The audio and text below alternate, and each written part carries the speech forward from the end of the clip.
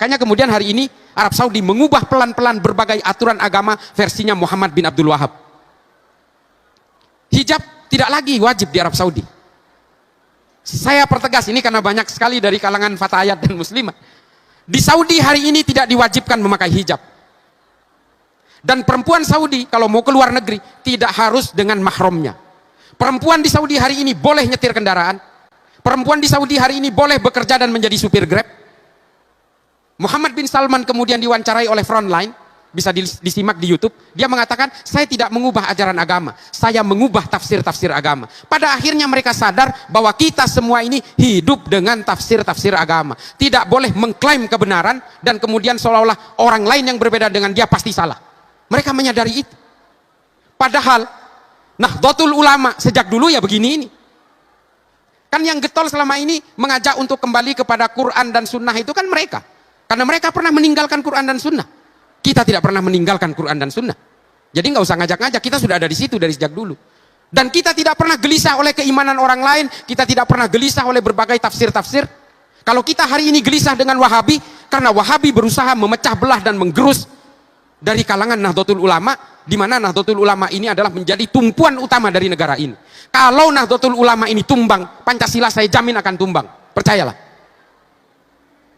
Dan kalau Nahdlatul Ulama tumbang, organisasi-organisasi keagamaan lain juga akan ikut tumbang dan kemudian digerogoti oleh mereka satu persatu, lalu kemudian kita semua akan terlibat dalam konflik-konflik yang tidak berkesudahan. Sama seperti Suriah, sama seperti Somalia, sama seperti Nigeria, sama seperti negara-negara yang hari ini berkonflik karena atas nama agama.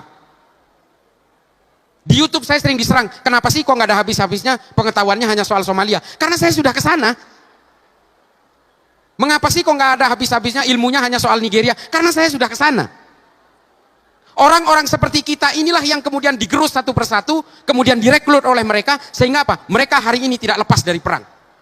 Kalau hari ini mereka menyasar teman-teman dari kalangan Nahdien untuk berusaha direkrut oleh mereka, karena mereka ingin memecah belah di antara tengah-tengah kita. Supaya apa? Supaya mereka bisa menguasai negara ini. Mereka mengatasnamakan habaib, karena mereka tahu orang-orang Nahdien ini takdimnya secara luar biasa kepada para habaib. Saya pribadi ditipu oleh habaib berkali-kali, tapi masih cium tangan. Ini saya ini. Saking takdimnya, kenapa? Saya diajari oleh para ulama-ulama sepuh NU, dari sejak kecil, saya harus hormat kepada dzurriyyahnya Nabi. Sampai sekarang, bapak saya ini pedagang besi tua. Ditipu berkali-kali oleh habaib yang menjadi maklar besi tua, tapi masih cium tangan kepada penipunya. Saking takdimnya kita. Karena kita diajari harus menghargai dan menghormati dzurriyyah Nabi. Hari ini apa yang terjadi? Sebagian oknum habaib dipakai untuk menghancurkan NU dari dalam. Padahal yang mengajari untuk menghormati habaib ini adalah ulama-ulama NU. Kita diajari untuk betul-betul takdim kepada para habaib.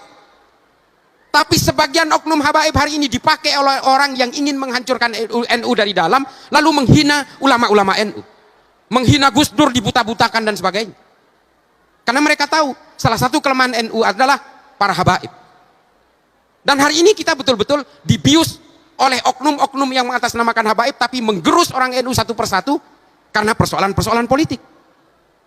Lalu kemudian politik-politik kekerasan di dalam Islam ini kemudian menjadi masalah. Sehingga apa? Kesannya Islam itu identik dengan kekerasan. Melahirkan Al-Qaeda, melahirkan ISIS, melahirkan Ayman Al-Zawahiri, melahirkan Osama bin Laden, melahirkan Abu Bakar Ba'asyir, melahirkan Oman Abdurrahman. Ini yang dilahirkan oleh umat Islam hari ini. Melahirkan Muhammad Seyhu, ketuanya Boko Haram.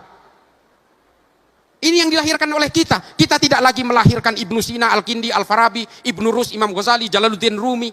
Tidak melahirkan Ibnu Khaldun berikutnya. Kita tidak lagi melahirkan ilmuwan-ilmuwan. Kita tidak lagi melahirkan Al-Muqaddimah, Tahafud, Al-Falasifah, Ihya Ulumuddin, Tahafud, At-Tahafud. Kita tidak lagi melahirkan Al-Mujalasa wa Jahirul Ilmi. Kita tidak lagi melahirkan Irsyadul Ibad. Yang kita lahirkan hari ini. Yang kita lahirkan hari ini apa? Ma'alim fil Thoriq, Al-Wala wal Bara, versinya Wahabi.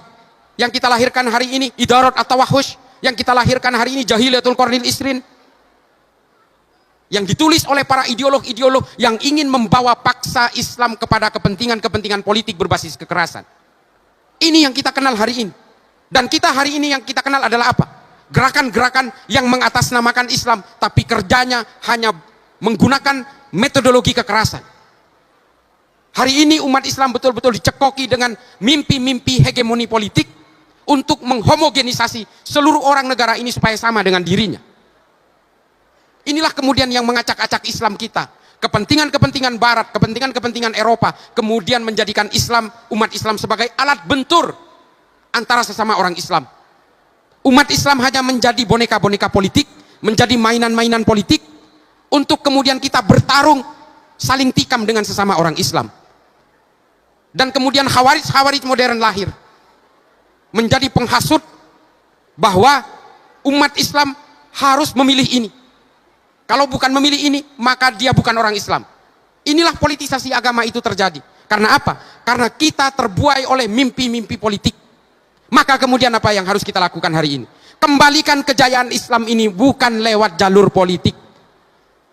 Kembalikan Islam ini kepada ilmu pengetahuan agar Islam betul-betul berjaya seperti masa kejayaan Islam di abad-abad pertengahan. Tapi apakah umat Islam tidak boleh berpolitik? Boleh dan wajib. Supaya ruang-ruang politik ini tidak keluar dari jalur maqasidus syariah. Harus. Orang NU haruskah berpolitik? Wajib. Supaya ruang-ruang politik ini tetap berada dalam tatanan sanad keilmuan para ulama, Nahdlatul Ulama. Tetap berpegang teguh kepada Ahlus Sunnah wal Jamaah An-Nahdiyah. Tetap harus. Orang Magelang apakah boleh berpolitik? Harus. Supaya suara orang Magelang terwakili dalam ruang-ruang politik. Tidak dirugikan secara politik. Yang tidak boleh apa? Politisasi agama. Politik identitas, politik agama boleh. Yang tidak boleh adalah politisasi identitas dan politisasi agama. Makanya Kiai Yusuf harus berpolitik. Harus masuk ke dalam firqah-firqah politik. Supaya apa? Supaya suara kita ini terwakili. Supaya ajaran-ajaran ulama kita itu tidak keluar, betul-betul ruang politik kita tidak keluar dari berbagai arahan para ulama-ulama terdahulu, dan ruang-ruang politik kita tidak keluar dari maqasidus syariah. Harus, adik-adik sekalian yang masih muda, silahkan berpolitik. Tapi jangan kemudian orang yang tidak memilih kalian dianggap orang yang bukan sepaham dengan kalian. Hari ini kan lagi lazim ini. Kalau tidak memilih capres ini, maka dia bukan dari golongan orang Islam.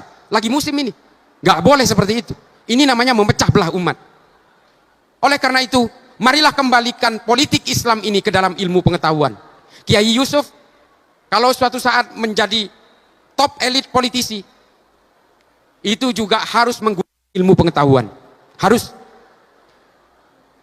Masuklah ke jalur politik dengan ilmu pengetahuan. Dan berilmu pengetahuanlah di dalam politik. Ini harus.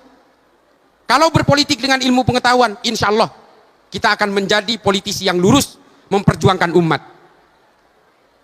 Ini semua politik kita ini berubah ketika Muhammad bin Abdul Wahab melakukan glorifikasi gerakan politik di Arab Saudi. Ketika Sayyid Qutb demi konsumsi politik dalam negeri Mesir, kemudian mengilhami gerakan-gerakan politik kekerasan di seluruh dunia. Ini yang bahaya ini Pak. Adik-adikku sekalian, para alim, para ulama, para asatidz, para masyayikh, yang paling bahaya hari ini adalah gerakan-gerakan Ikhwanul Muslimin yang sebenarnya memulai epicentrum gerakan politiknya di Mesir, lalu kemudian hari ini berada di Indonesia. Ini yang paling bahaya. Karena ubudiyahnya sama dengan kita. Yang namanya seorang ulama Hasan Al-Banna, pendiri Ikhwanul Muslimin ini sama seperti kita, tidak mengharamkan ziarah kubur. Mereka juga maulidan. Sama. Di sini ada ustadz juga yang seperti itu.